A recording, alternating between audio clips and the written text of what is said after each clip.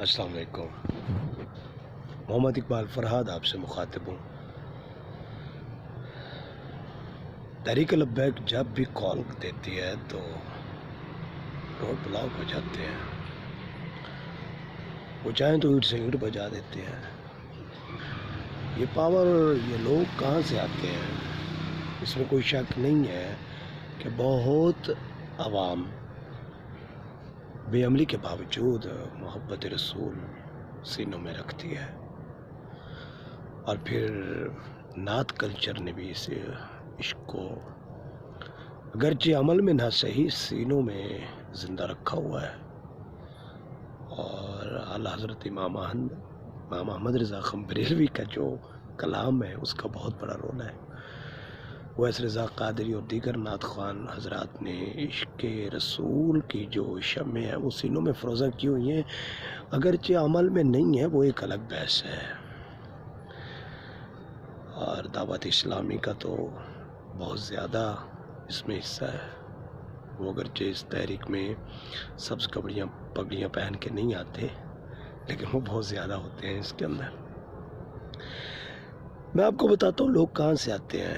ہر شہر سے لوگ ہوتے ہیں، ہر کلومیٹر پہ نہیں تو ہر شہر میں ہر مکتبہ فکر کا ایک مدرسہ ہے، اور کئی شہروں میں 5 مدرسے ہیں، 3 4 مدرسے ہیں، اور ہر مدرسے میں تعداد بھی مختلف ہوتی ہے، 1000 2000 500 150 200، اور یہ ملک کے طول و عرض میں یہ مدارس پھیلے ہوئے ہیں، دیوبند کے بھی، بریلویوں کے بھی، اور اہل حدیثوں کے بھی، سب کے ہیں۔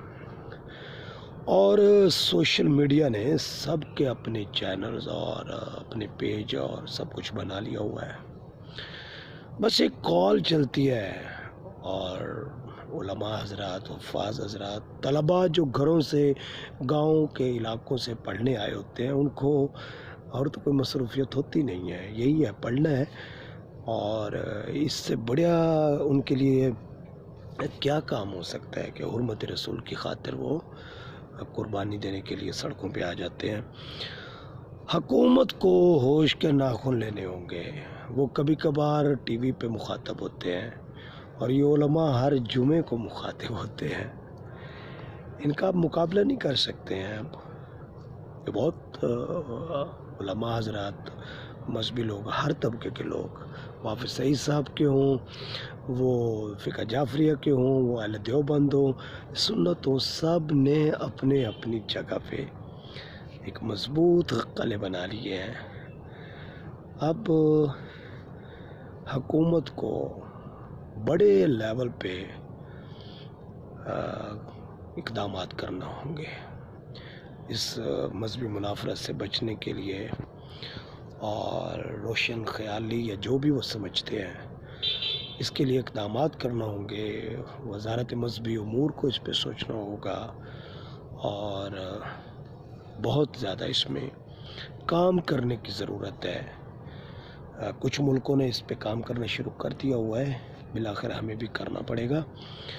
تو یہ تھا، میں نے کہا ایک تجزیہ تھا، میں بتا دوں کہ آپ کے ذہن میں بھی باتیں ہوں گی کہ لوگ کہاں سے آتے ہیں۔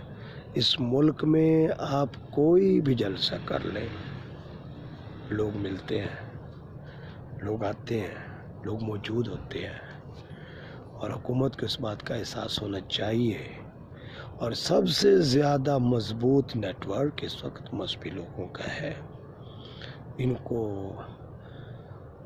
ہلکا نہ لیں، اس کو باقاعدہ ایک مسئلہ سمجھ کے ان سب کو کسی ایک جگہ پہ لانے کی کوشش کی جائے، تاکہ ہم ملت کا تصور تو اجاگر کر سکیں۔ اللہ حافظ۔